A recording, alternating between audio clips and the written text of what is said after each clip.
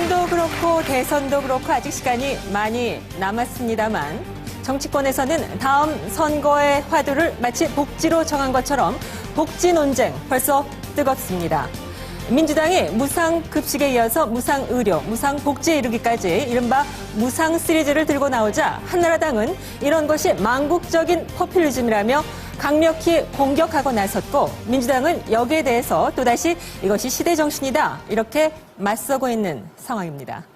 자, 그동안 선거에서 선택 한번 잘못하면 얼마나 그 폐해가 큰지 우리는 모두 잘 알고 있습니다.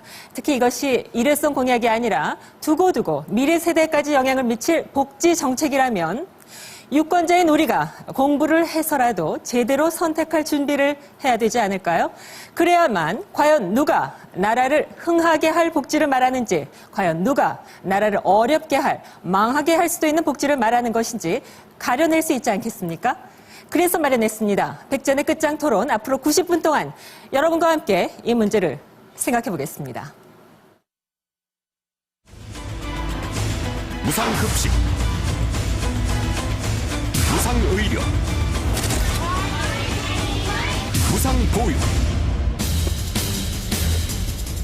보편과 복지는 시대 정신입니다. 시대 흐름입니다.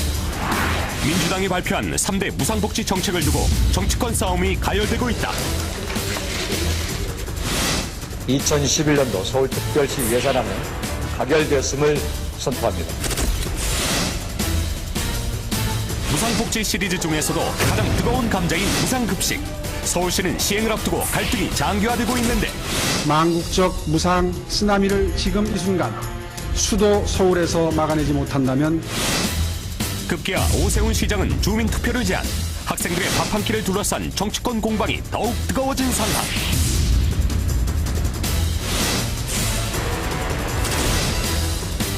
무상복지 시행을 두고 국민을 의식한 정치적 행정이라는 비판과 시대가 원하는 흐름이며 필요성을 주장하는 의견이 팽팽히 맞서고 있다. 그 불균형을 인한 차별이라든지 이런 것이 없기 때문에 소외감이나 이런 걸 덜 느끼게 되겠죠. 모든 아이들이 누릴 수 있다는 점이 좋은 점이긴 하지만 세금이 지금도 많이 나가고 있는데 더 많이 나가는 것 같아서 무상복지 논란. 국가 재정 파탄인가 아니면 시대적 요구인가?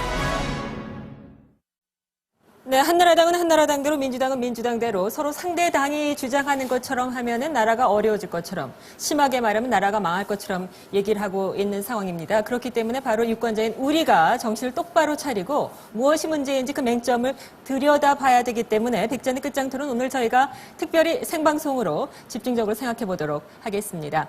오늘 토론에 함께해 주실 네 분 먼저 소개해 드리도록 하죠. 한나라당 의원이시죠? 권영진님 나오셨습니다.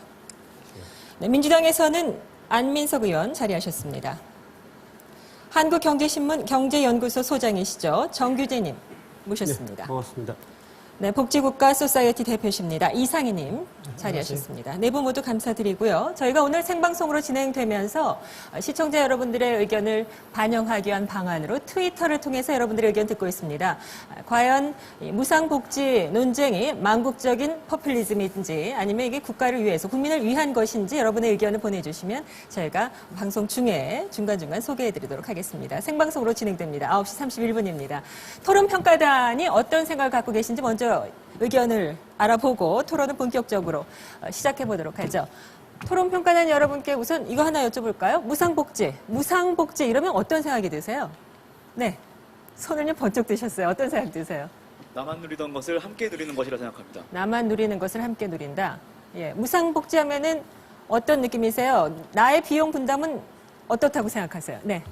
저는 무상복지란 모든 사람이 사람답게 살 수 있도록 국가가 적극적으로 개입하는 것이라고 생각합니다. 네, 일단 두 분 다 좋은 의견이신데요. 다른 분은요? 예.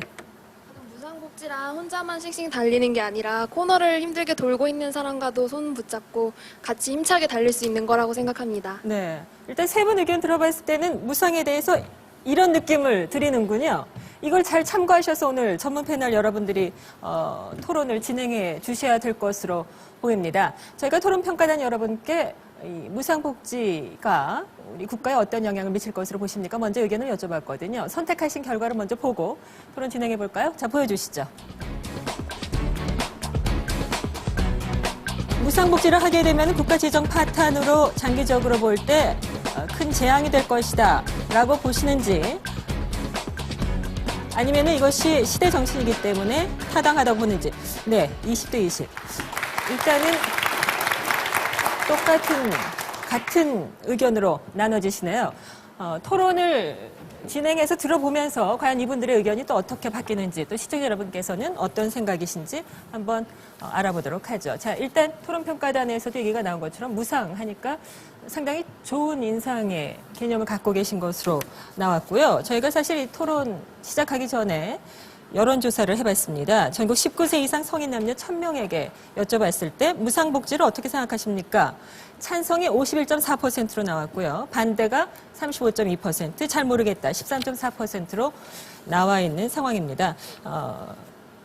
토론을 듣고 나면은 지금 이런 여러 가지가 어떻게 바뀔 수 있는지는 한번 보도록 하죠. 자, 우선 그 한나라당과 민주당의 정치권에서 얘기가 많이 되고 있으니까 당의 의견을 들어보도록 하죠. 먼저 민주당 안민성님께 여쭤보면은요, 어떻게 생각하세요?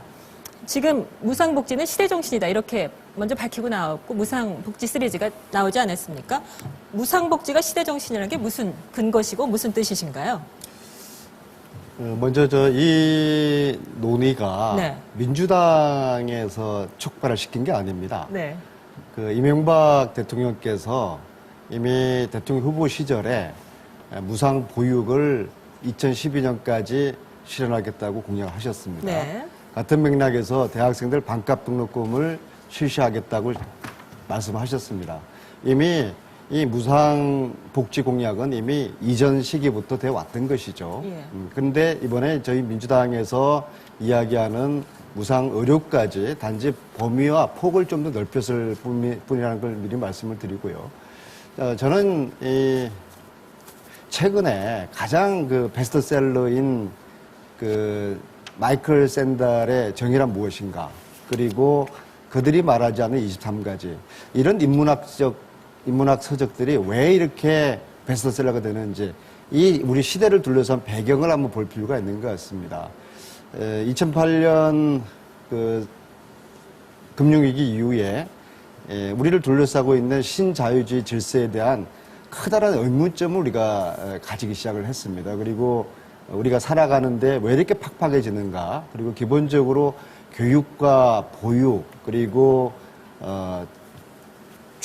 주거 문제, 의료 문제, 이런 것들을 보통 사람들이 해결하기에는 너무나 지금 갈수록 큰 부담을 느끼고 있지 않는가. 특히 양극화가 심화되면서 이 문제를 개인의 힘으로는 풀어갈 수 없는 그런 상황이 갈수록 초래되고 있지 않는가.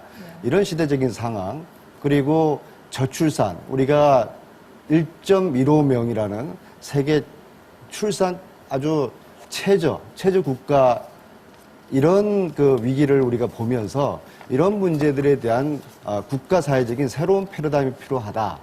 그런 차원에서 복지에 대한 논란이 좀 새롭게 관심을 받고 있는 거라고 보고, 따라서 이런 것들이 시대 정신을 하고 관련돼 있지 않는가, 그런 생각을 합니다. 네, 이것이 이제 우리가 토론을 오늘 구체적으로 들어가면은 망국적 포퓰리즘이라고 주장한 게 맞는지, 아니면 이것이 정말 말씀하신 대로 우리 국가의 시대상 필요한 것인지, 이건 이제 나중에 본격적으로 들어가도록 하고요.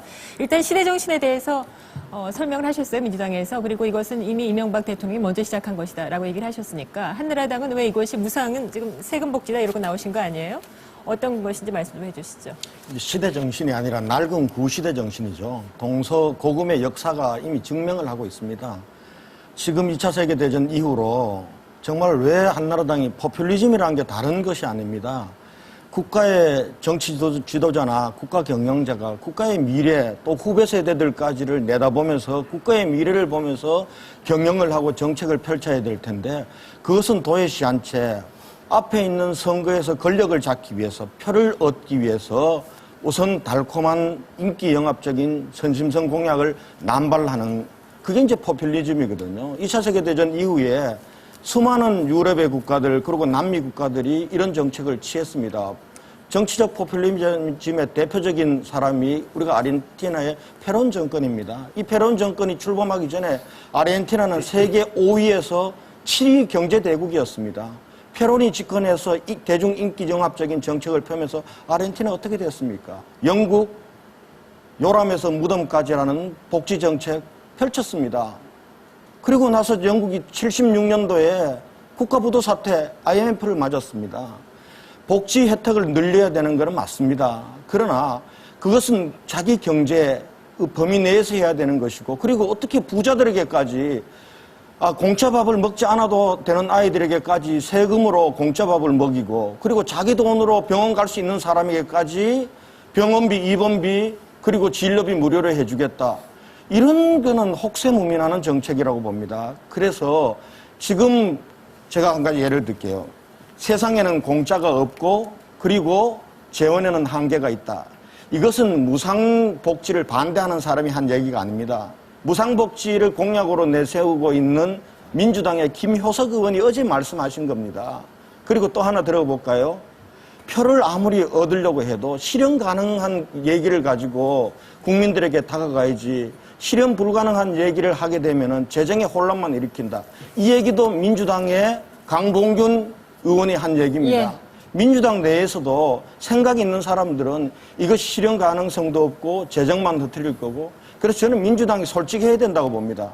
자, 그러면 무상복지, 무상의료, 무상급식, 또 무상보육까지 하자. 그러면 국민들에게 이렇게 가는 데 있어서 우리 국민들 세금은 얼만큼 더 내셔야 되고, 건강보험료는 얼만큼 더 내셔야 되는데, 이렇게 모든 국민에게 똑같이 이런 무상 공짜로 보육하고 급식하고 그리고 무상의료하는 것을 원하십니까? 알겠습니다. 아니면은 예. 세금을 좀 덜 내고 필요한 사람에게 필요한 복지를 하는 것이 옳겠습니까? 라는 걸 정확하게 정직하게 물어야지, 마치 국민들 호주머니에서는 하나도 안 나올 것처럼 네네. 오늘 그렇게 얘기해서는 안 한나라당하고 되죠. 민주당 대표로 나오셨으니까 일단 오늘 지금 말씀하신 것처럼요, 솔직하게 정확하게 좀 얘기 좀 네. 해주시고요. 일단 두 분이 총론적인 의견을 말씀해 주셨으니까 네 분 의견 다 들어보죠. 이상희님은 총론적으로 어떤 의견이세요? 우리 권영재님께서 국가의 미래를 걱정해 주셔서 저는 굉장히 다행이라고 생각합니다. 사실 지금 우리나라의 상황을 보면 국가의 미래가 굉장히 지금 어둡습니다. 한번 보십시오. 지금 지난 10여 년 동안의 신자유주의 정책을 아주 일방적으로 몰아붙여 오면서 시장에서 힘 있는 사람들이 모든 것을 다 가질 수 있는 시장 만능 사회를 만들어 놓았는데, 지금 양극화가 계속 심화되고 있습니다. 그래서 과거에는 복지가 없어도 별 불만이 없었던 보통의 국민들, 우리 세금 내는 보통의 중산층들도 이제는 복지가 필요하다라고 이야기합니다. 왜? 자꾸 우리 사회가 양극화되고 있으니까요. 우리 전체 근로자들 중에 절반은 지금 사실상 비정규직 노동자들이고요. 10%의 좋은 일자리를 빼면 90%의 일자리는 정말로 형편없는 일자리고, 우리 대학생들 스펙 쌓기 바쁘고, 그렇게 피땀 흘려서 공부해봐야 졸업하고 나면은 좋은 일자리는 10개 중에 1개밖에 없어요. 9개는 정말로 허접한 일자리들. 이거 누구 책임입니까? 지난 10여 년 동안, 그리고 지금 이명박 정부 들어와서 더 심화되고 있는 우리 사회의 양극화. 자, 이대로 이 사회가 계속 발전 가능하다라고 하면 저는 우리 국가의 미래를 걱정할 필요도 없다고 생각하는데요. 저는 이대로는 발전 가능하지 않다라고 지금 생각하기 때문에, 자, 그럼 어떻게 할 거냐? 성장도 제대로 한번 해보자라는 겁니다. 그래서 성장을 하기 위해서는 이제는 복지가 필요한 시대가 왔다라고 하는 데 대해서 인정해야 됩니다. 과거의 복지는 아주 가난한 소수의 사람들에게 선별해서 그 사람들에게 시혜적으로 주는 선별적 복지였지만, 지금은 중산층들이 복지를 요구하고 있는 거예요. 교육, 의료, 보육, 이거 중산층들이 다 필요로 하는 거고요. 우리 보통 시민들이 필요로 하는 겁니다. 아까 유럽 국가들 말씀하셨는데요. 보육과 교육, 의료 같은 이런 소위 말하는 살아가면서 반드시 필요한 사회 서비스를 국가가 보장해주지 않는 나라는 한 나라도 선진국 중에 없습니다. 유일하게 없는 나라가 지금 미국인데요. 지금 미국 한번 보십시오. 지금 미국이 어떤 꼴이 되어 있는지. 그래서 우리가 미국의 길로 갈 것인지, 유럽의 길, 유럽 중에서도 굉장히 복지가 잘 되어 있으면서도 안정적으로 경제 성장을 하고 있는 스웨덴이나 핀란드 같은 북유럽의 길을 갈 것인지, 이제 우리는 선택해야 될 길에 서 있는 겁니다. 그래서 저는 진정으로 한나라당과 함께 오늘 국가의 미래를 저는 걱정해보고 싶은 전문가의 충심을 제가 전달해 드리는 거예요. 네. 예, 전문가의 충심 저희도 듣고 싶고요. 예, 정규재님 말씀해 보시죠. 대학생들이 졸업해도 취직이 안 되고 양극화가 심해져서 살기는 갈수록 팍팍해지고 있죠. 만일에 지금처럼 무상복지를 들고 나와서 그것이 진실로 관철된다면 아마 대학생들은 그나마 일자리를 더 못 가지게 되고 더 양극화가 되고 드디어 국가는 망하는 길로 들었을 것입니다. 예를 들어 지금 스웨덴 말씀하셨는데요. 복지를 통해서 성장을 이루었다고요. 어느 나라가 그런 경우가 있나요? 복지를 통해서 대부분 나라가 망하는 길로 들었었죠. 그리스가 그렇고 포르투갈이 그렇습니다. 프랑스 최근에 등록금 2배 올렸죠. 올리는 이유가 있겠죠. 독일의 등록금 어떤 대학교 대학 시스템 다 바꾸는 거 아시죠? 스웨덴의 국민들이 몇 명이나 되죠? 스웨덴 국가 국민이 몇 명인지 아시나요? 900만 명밖에 되지 않습니다. 서울보다 작은 아주 자그마한 나라죠. 노벨이라는 사람이 태어나서 전 세계 돈을 다 끌어모았던 나라고 철강성, 목재 늘린 게 자원인 나라입니다. 볼보, 최근에 스웨덴 볼보, 스웨덴 최대의 자동차죠. 작년에 드디어는 견디지 못해서 중국에 팔았습니다. 자, 잘 나가고 있나요? 어떤 복지를 얘기하면서 국민들에게 기만을 하실 겁니까? 예를 들어서 무상복지, 보편적 복지라는 말은 다른 말로 얘기하면 무차별 공짜죠. 집도 공짜로 주시죠, 앞으로. 주택도 공짜로 주시죠. 지급도 공짜로 주고 월급도 공짜로 주시죠. 아니면 아예 아내나 남편도 국가에서 공짜로 주는 게 어떨까요? 공짜, 무상의료, 무상복지 많이 듣던 말입니다. 지금 국민연금 병원 얘기를 하시는데요. 우리나라 의료 시스템은 이미 충분히 보편적 복지가 달성이 되어 있는 거 아시죠? 마치 지금은 의료가 전혀 안 돼 있고 새롭게 우리가 의료에 대해서 보편적 복지를 하자고 주장하시는 것 같이 주장하시면 거짓말인 거 아시죠? 건강보험 작년에 1조 3천억 원 적자 난 거 아시죠? 아시면서 왜 자꾸 엉뚱한 얘기를 하십니까? 공짜가 있는 것처럼 얘기하는 것은 모든 공짜는 다 거짓말에 기초해 있습니다. 예를 들어 지금 저는 한나라당을 옹호할 생각이 전혀 없습니다. 왜? 최근에 복지 논쟁은 한나라당이 시작했죠. 박근혜 대표까지 복지론을 들고 나왔죠. 그러니까 민주당이 다급해졌습니다. 오케이. 말이 되건 안 되건 일단 저지르고 보자. 다 공짜로 해준다고 약속하자. 무상의료, 무상교육 좋습니다. 결국엔 어떻게 될까요? 무상의료, 무상교육 가장 잘 되어 있는 나라는 북한이죠. 인정하시죠? 가장 잘 되어 있는 나라가 북한인 거 인정하실 겁니다.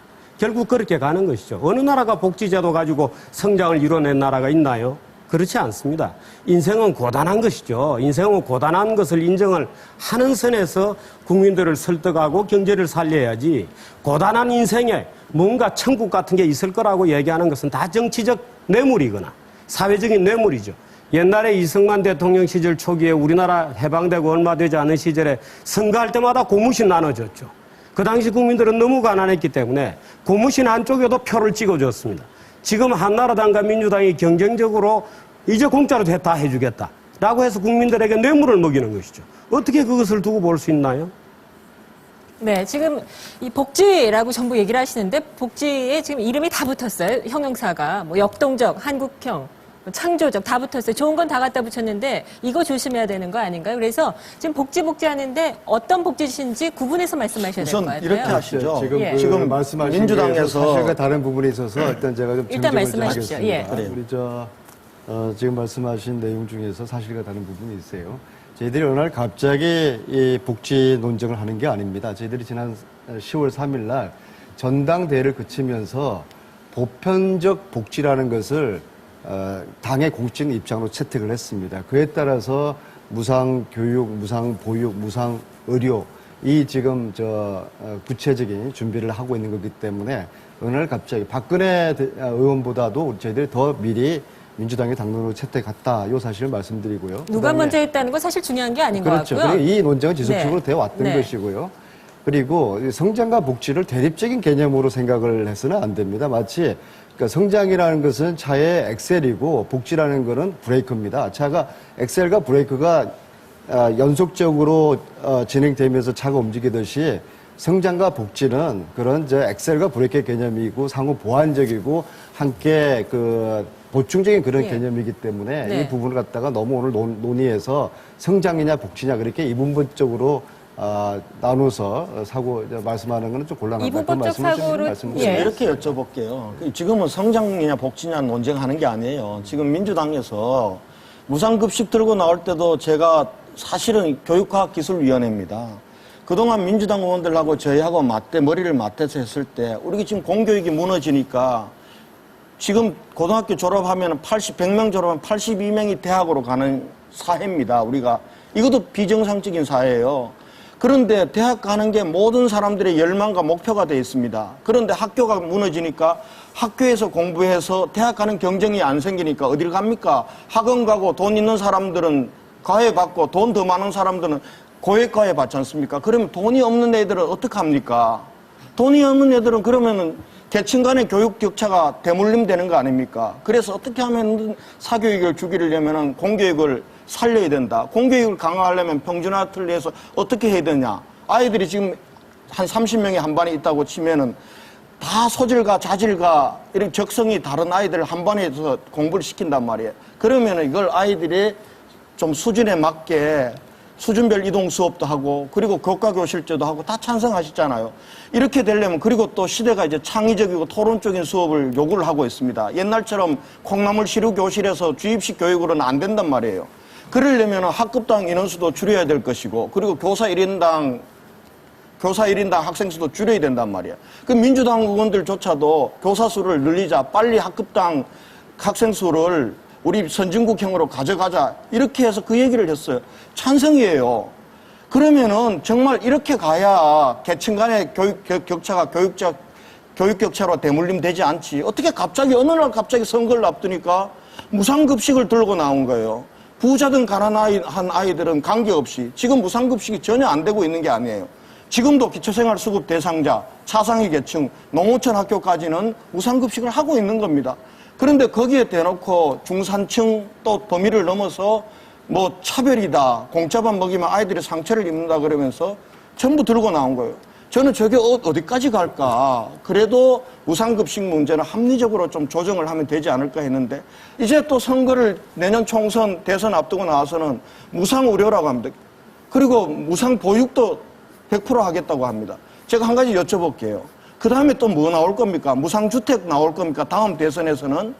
그리고요, 한 가지만 여쭤볼게요. 민주당은, 교수님은 지금 우리가 무상의료, 무상급식, 무상보육 이렇게 하는데 국민 세금도 안 내고 그리고 건강보험료 안 올리고도 지금 있는 거 어떻게든지 쥐어짜거나 이렇게 해가지고 가능하다고 보십니까? 아니면은 세금을 좀 올리더라도 이제는 무상보육 시대로 가야 된다. 이 말씀해 주시고요. 또 하나는 지금 스웨덴하고 그다음에 이 핀란드 얘기하셨는데요. 인구도 핀란드는 550만 밖에 안 돼요. 국민소득 얼마인지 아십니까? 우리나라 겨우 2만 달러인데 5만 2천 달러 나라입니다. 두 나라가. 세금 얼마씩 내는지 압니까? 교수님 저보다 더 잘 아실 거 아닙니까? 우리 납세율이 21%입니다. 스웨덴, 핀란드 35% 다 넘습니다. 우리보다 15%씩 세금을 더 내고 있는 나라입니다. 국민소득이 5만 불 넘는 나라인데 그러면은 그런 나라를 쫓아서 우리도 그러면 중산층을 넘어 부자까지 무조건 다 무상급식, 무상의료, 그다음에 무상보육 다 하자는 겁니까? 예, 그럼 먼저, 세금을 예. 어떻게 거둘 지금 겁니까? 지적하신 거 이상희님 해보세요. 먼저 답변하시고 그 다음에 안민석님 답변 듣도록 하죠. 자꾸 인구 숫자를 가지고 그 북유럽 국가들 인구가 아니라 잠깐 보세요. 소득 지금 제 이야기 해야죠. 다 그러니까 지금 제 이야기 하잖아요. 좀 계세요. 그 인구 숫자를 가지고 이제 스웨덴, 제가 지금 스웨덴의 길이냐 아니면 미국의 길이냐를 지금 제가 예시에서 지금 말씀하시면 안 되죠. 지금 제가 그렇게 양극단으로 들으세요. 놓고 왜 자꾸 일단 정치 듣고 말씀하시죠. 국회에서 하던 걸 여기서 자꾸 하시면 안 돼요. 지금 저는 전문가로서 제 발언권을 얻어서 지금 발언하는데 자꾸 국회에서 하던 버릇대로 하시면 여기는 끝장 토론이라 그러니까. 아니, 끝장 토론이라도 끼어들지는 않았어요. 저 안 끼어들었잖아요. 끼어들었잖아요, 제가. 말씀하세요. 이상희님 그래서 답변하시죠. 미국식의 우리가 사회로 갈 거냐. 미국은 지금 성장을 경제 성장 중심의 지금 신자유주의 경제를 하고 있고 복지는 아주 가난한 사람들을 대상으로 하는 자녀주의적 선별적 복지를 하고 있는 이 패키지입니다. 그런 반면에 유럽 국가들, 특히 북유럽을 중심으로 하는 유럽 국가들은 성장과 복지를 동반으로 한 패키지로 같이 가자는 국가입니다. 그래서 우리가 어느 걸 선택할 거냐. 지금까지는 미국의 길을 쫓아왔죠. 수많은 우리나라의 주류 전문가들, 우리 사회를 이끌고 왔던 힘 있는 사람들 처음부터 우리 보고 미국으로 가자고 그랬습니다. 우리가 그 아메리칸 드림을 꿈꾸고 지금까지 살아온 거예요. 우리 인구 5천만 명인데 미국은 우리보다 인구가 몇 배가 더 많아서 미국 인구가 지금 3억 5천만 4억 안 됩니까? 그럼 왜 그거하고는 비교를 안 하냐 이거죠. 제 이야기는 인구수를 가지고 복지국가를 할 수 있다 없다 이거는 말할 계제가 아니다라고 하는 거고요. 소득을 가지고 물론 말할 수는 있습니다만 소득을 가지고 지금 당장 우리가 소득 수준이 다른 그 북유럽 국가들처럼 바로 하자는 게 아니고 어느 지향으로 갈 거냐. 미국도 지금 소득 수준이 우리보다 훨씬 높죠. 미국하고 스웨덴은 지금 1인 국민소득이 비슷합니다. 그러면 우리가 미국의 길로 갈 거냐, 스웨덴의 길로 갈 거냐, 지금 그걸 고민하자라는 거였고요. 그리고 제가 지금 이 자리에서 말씀드리고 싶은 것은 이겁니다. 무상에 대한 개념을 분명히 해달라고 아까 우리 말씀하셨지 않습니까? 지금 무상에 대한 개념을 분명히 해야 되는데요. 무상이 공짜가 아닙니다. 그래서 지금 한나라당은 자꾸 지금 민주당 보고 뭐 공짜로 퍼주는 복지라고 그러는데요. 저는 그거는 오히려 또 다른 포퓰리즘일 수 있다고 생각해요. 세상에 이게 진짜 공짜가 어디 있습니까? 다 돈을 지불해야 되거든요. 여기서 무상이라고 하는 것의 개념을 제가 정의를 해야 한다고 보는데요. 어떤 서비스를, 복지를 이용하는 그 시점에서 비용을 지불하느냐 안 하느냐 이겁니다. 그 시점에서 비용을 지불하게 되는 것은 그것은 시장입니다. 복지를 시장에서 구입할 때는 병원에 갔는데 미국 사람들은 병원 가면요 돈 내야 되거든요. 민간 의료보험에 가입해 있든지 해서 시장에서 서비스를 구입할 때는 돈을 내야 되는 거고 다만 유럽 국가들이나 우리나라처럼 건강보험제도라든지 공적 의료보장제도가 잘 갖춰져 있으면 그 제도가 돈을 대신 내주는 거죠. 그러니까 서비스를 이용할 시점에서는 돈을 내지 않지만 그 전에 미리 돈을 내죠. 뭘로 냅니까? 세금을 내든지 아니면 건강보험료를 내든지 우리 국민들이 내는 겁니다. 그렇지만은 이제 우리가 선택해야 되는 겁니다. 그 세금을 평소 때 내고 혹은 건강보험료를 평소 때 내면서 이 서비스를 이용할 시점에서 우리가 혜택을 볼 거냐. 그렇게 되면은 시장에서 복지를 누릴 경우에는 시장에서 그 당시에 돈이 없으면은 복지를 못 누리지 않습니까? 아파도 병원 못 가죠. 이제 미국 사람들이 지금 그 시코의 비극을 겪고 있는 거 아닙니까? 굉장히 어렵게 지금 설명해 주고 계신데요. 무상의 개념을 정확히 하고 시작해 주십시오 부탁은 아까 처음부터 제가 드렸던 거거든요. 지금 말씀하신 거라면은 무상이 아니라는 얘기죠. 그렇죠. 저는 무상이 아니라고 보는 거 돈이 필요한 거죠. 교수님 얘기는 지금 민주당식으로 무상 복지를 하려면은 국민들이 세금을 더 내야 된다는 거 아닙니까? 그렇죠. 근데 민주당은 세금 더 낼 필요 없다는 거 아닙니까? 민주당도 세금 안 내야 된다는 생각이 제가 정리를 해볼게요. 예를 들어서 무상복지라는 말이 있는 거죠. 무차별적 복지입니다. 무상복지라는 것은 공짜 복지고요. 세금을 안 내자는 겁니다. 세금을 지금 안 내자는 주장이죠. 지금 뭔가 잘못 알고 지금 무상복지라는 얘기를 잘못 알고 계신 것 같은데요. 무상복지는 이런 겁니다. 지금 이 교수님께서 설명하실 때는 이타심에 기반하여 설명하시죠. 우리 사회 양극화되고 아주 어려운 사람이 많다. 거기에 대한 복지를 우리가 왜 게을리하겠는가? 옳은 말씀이시죠. 지금 우리 4명이 여기 앉아서 누가 착한가 경계하는 것 아니죠. 누가 따뜻한 마음을 가지고 있는지 경계를 하는 게 아닙니다. 무상복지는 이런 겁니다. 선별적 복지와 무상복지가 다른 것은요. 선별적 복지는 어려움에 처한 사람을 도와주자는 것이고 말하자면 도저히 자력으로는 경제생활을 영위할 수 없거나 나이가 더 많아서 더 이상 독자적인 경제생활이 안 되거나 또는 부모를 잘못 만나서 정말 어려운 아이들에게 우리가 사회적인 보살핌의 손길을 주자는 것이죠. 선별적 복지는. 무상복지는요. 그게 아닙니다. 무상복지는 전 국민에게 뇌물을 주자는 거죠. 전 국민에게 반값을 주겠다. 전 국민을 공짜로 해주겠다. 이런 겁니다. 무상복지의 기본 개념이. 지금 민주당에서 들고 나오는 것은 무상복지지 선별적 복지가 아니라고요. 예, 알겠습니다. 선별적 복지와 무상복지의 다른 점이 그런 점입니다. 민주당에서 말씀하시죠. 무상복지 개념이. 지금 말씀하시는 것은 복지란 개념을 불쌍한 사람에게 시혜를 베푸는 정도의 편협한 개념으로 보시기 때문에 그걸 말씀하시는 것이고. 지금 들으시죠. 자, 제가 근영진 의원님 아까 아주 당당하게 말씀하셨는데 근영진 의원님의 지금 논리 정도가 한나라당이나 지금 집권여당 전체의 이 무상급식, 무상복지를 바라보는 시각이라 보는데 저는 큰 소리를 치시기 전에 저는 국민들 앞에 먼저 사과하고 반성해야 된다고 생각합니다. 제가 판넬 하나 보여드릴게요. 잠시만요. 그거 보여주시기 전에 네. 우리 개념 정리부터 하고 가죠. 네. 지금 무상복지 개념이 옆에 계신 이상희님께서 설명하신 거는 세금을 내는 거지 공짜는 아니다라고 말씀하셨어요. 민주당에서 얘기하는 무상복지 개념이 뭔지부터 간단히 설명하시고 그거 자세히 얘기해 주십시오. 세금 더 내게 만들어야 됩니까? 만들면서 가자는 겁니까? 예, 어떤 민주당이, 겁니까? 그러니까 지금 이제 저희들은 증세 없이 무상복지를 실현하자는 것이 기본 입장인데요.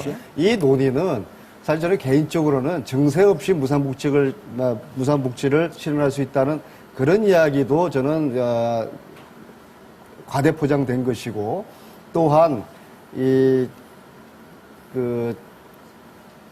재원에 대한 충분한 논의는 저희 당에서 계속적으로 해 나갈 것입니다. 그러니까 현재 말하는 무상복지 시리즈의 무상은 증세 없이 지금 단계는 그렇습니다. 저는 개인적으로는 부유세 정도의 우리나라 잘 사는 분들의 0.1% 정도의 분들을 선정을 해서 그분들 대상으로 복지 세금을 추가로 내게 할 수 있는 그런 부유세 정도의 신설은 개인적으로 저는 찬성하는 편이고 이 정세의 여부는 저희 당에서도 논란을 할 것이고요. 지금 민주당 이 부분에 대해서 지금 민주당의 공식적인 입장을 보면요, 지금 세금 중에서 탈루되거나 지금 제대로 그치지고 있지 않는 부분들이 있단 말이에요. 그 조세 정의를 바로 세워서 그 부분에서 일정하게 세금을 좀 더 걷겠다라는 거고요. 그 다음에 기존의 4대강 사업 같이 이렇게 토건 사업에 막 쏟아붓는 이런 부분들을 갖다가 복지 재원으로 좀 옮겨서, 그러니까 우리 정부의 재정 지출의 구조를 조정함으로써 복지 재원을 조금 더 확충하겠다라는 거거든요. 그거는 상당히 일리가 있는 이야기입니다. 그런데 제 생각으로는 그것만으로는 상당히 제한적이기 때문에 거기서 나오는 돈으로 지금 무상 시리즈 이런 거를 다 하기에는 너무나 부족하다라고 하는 게 이제 제 생각이고요. 하지만은 일리는 상당 부분은 있는 거죠. 제 얘기를 좀 진행을 더 하겠습니다. 그러니까 증세 없이 복지가 가능하다는 이야기도 과대포장된 것이고 또 보편적 복지를 실시하면 나라가 거들난다 이렇게 주장하는 것도 과대포장된 것이라고 보고요. 기본적으로 저는 보편적 복지를 하면서 거기서 선별적 복지를 보완하는 것이 그런 정도의 기본적인 그 스탠스로 가는 것이 맞다고 보고요. 제가 지금 보여드리려고 하는 이것이 지금 한나라당이 큰 소리를 치시면 안 됩니다. 대통령도 마찬가지시고 이게 대통령 선거 공약 때 내용들입니다. 학생들과 학부모들에게 약속을 했어요. 반값 등록을 하겠다 약속했습니다. 그런데 대통령께서 뭐라고 그러십니까? 공약 약속 한 적이 없다고 말씀하십니다. 이것은 명백하게 국민과 학생들을 조롱한 것이죠. 그리고 2012년까지 무상보육 하겠다고 약속하셨습니다. 대통령이. 안 하고 있습니다. 여기 대해서 왜 안 하고 있는지 여기 대해서 충분한 자기 고백을 해야 됩니다. 못했으면 반성을 해야 됩니다. 지금 한나라당과 정부 여당은 자신들이 못했던 것에 대한 일단 반성을 먼저 해야 되고요. 저희들은 한나라당이 이명박 정부가 하지 못했던 것을 더 잘해보려고 하는 것입니다. 예, 알겠습니다. 아니, 자기가 하면 오면 쓰고 남이 하면은 스캔들입니까? 지금 여기 왔어요. 잘 할 수 있도록 지금 여기 와서 한나라당과 민주당이 초록의 동색이요 5500보인 것을 가지고 우리가 싸우는 거 전혀 보고 싶지 않아요. 한나라당도 친서민이다 뭐다 해서 지금 엄청난 정치적 뇌물을 먹이고 있지 않아요? 햇살론 같은 것이 마치 저소득층을 덮는 것 같지만 저건 미국 서프라임 꼴 나게 돼 있는 것이거든요.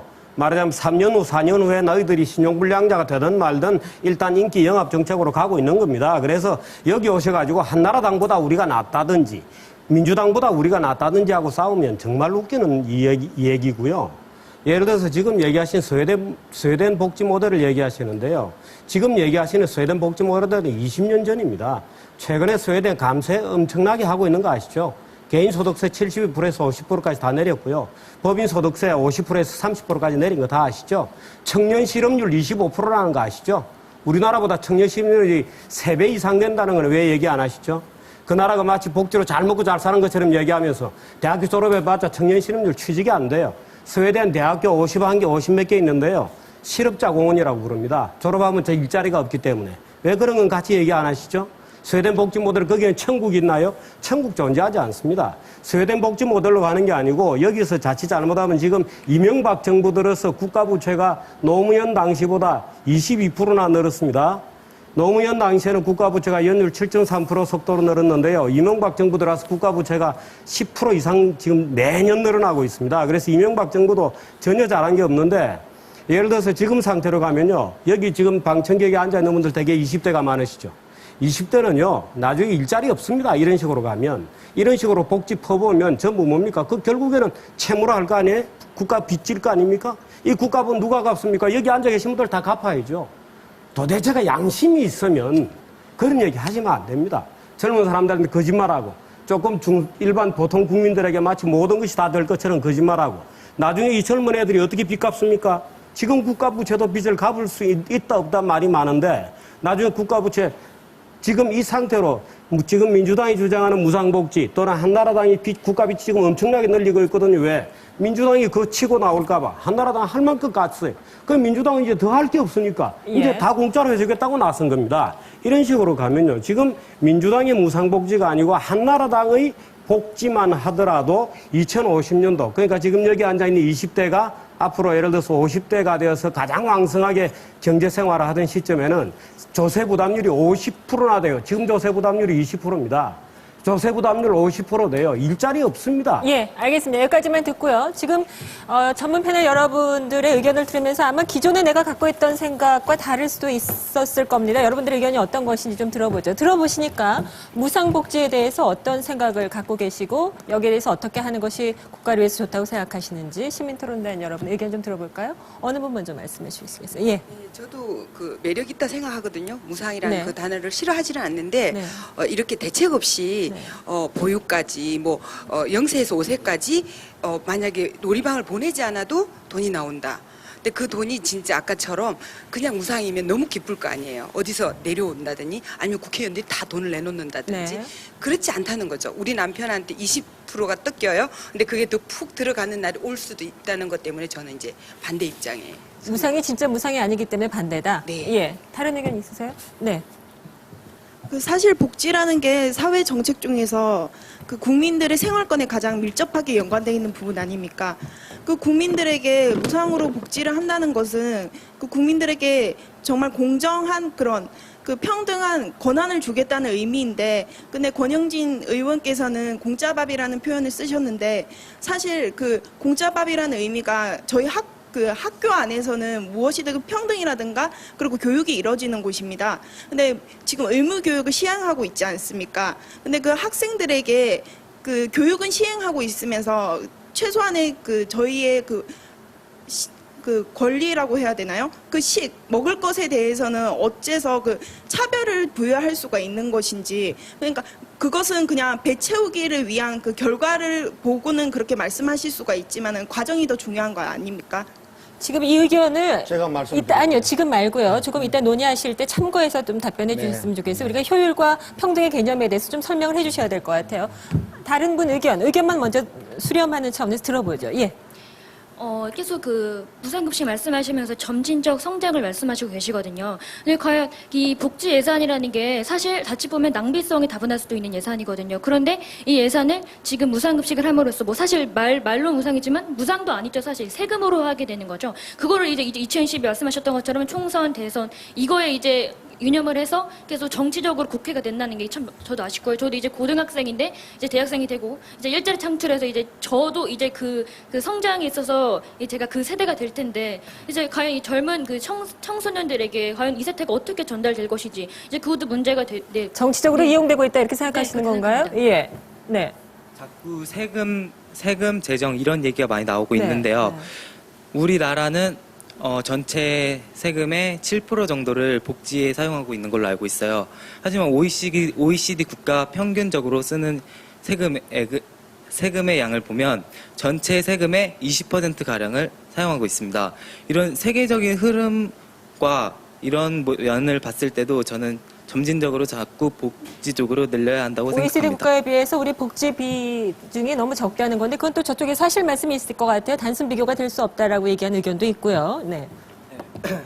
무상복지를 통해서 저희들을 만족시키고 저희들이 원하는 것을 얻을 수 있다면 상당히 좋습니다. 무상복지 참 좋고 저도 원합니다. 하지만 무상복지를 통한다면 저희들이 점점 더 나태해질 수 있는 영향도 있고 유럽과 같은 경우 핀란드와 같은 경우 경제 성장률이 점점 낮아지고 있거든요. 결국엔 나태해짐으로 인해서 국가 전체가 위기를 맞이하는 상황을 초래하지 네. 않을까요? 복지병이 걸릴 수 있다. 네. 한 분만 더 들어볼까요? 네. 예, 저는 이제 복지 그 무상복지보다도 이제 학교 급식에 대해서 좀 말씀드리고 싶은데요. 학교 급식을 교육으로 보는 것은 보편적으로 이제 다들 동의하시는 것 같습니다. 그러면 그 학교 급식에 사용되는 식재료가 교과서하고 교과서에 비유할 수 있는데요. 지금 교과서를 무상으로 나눠주고 있지 않습니까? 학생들에게. 그리고 교사들의 인건비가 국가가 부담을 하고 있습니다. 이것만 보더라도 무상급식의 당위성은 충분하다고 생각을 합니다. 네. 무상 의료, 무상 보육에 대해서도 얘기를 좀 해봐야 될 것 같은데요.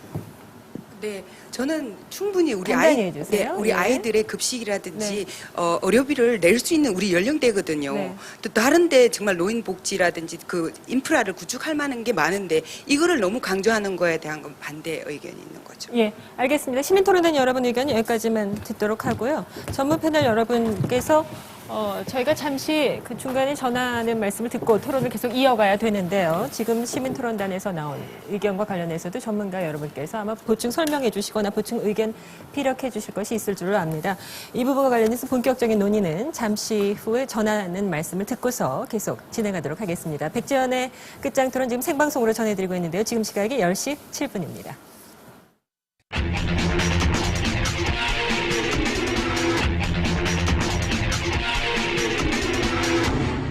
보편적 복지는 시대 정신입니다. 우리나라가 그 정도 수준이 올라가 있는가? 그런 미래지향적인 차원에서 그런 것은 꼭 실현됐으면 좋겠다고 그렇게 생각합니다.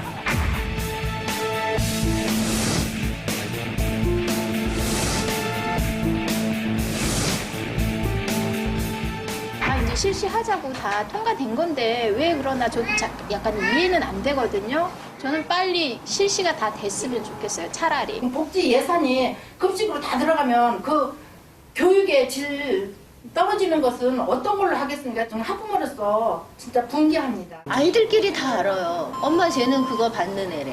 엄마 쟤는 선생님이 부르셨다? 가장 기본적인 인권이 밟히고 있는 상황인데. 이번 기회에 국민들이 무상이라는 말이 결코 공짜가 아니고 결국은 다 우리 세금이라는 것을 알게 된 이상 빨리 이 무상 시리즈를 종식시키는 게 가장 필요하다고 생각합니다. 우리의 인생이 무엇을 위해 돈을 버는가? 삶이 정말 좋아지려면 무상의료, 무상교육, 그리고 주거에 대한 국가적인 대책, 이 세 가지 문제가 해결이 되면 우리 삶이 얼마나 달라질까 한번 상상을 해보면 될 것 같아요.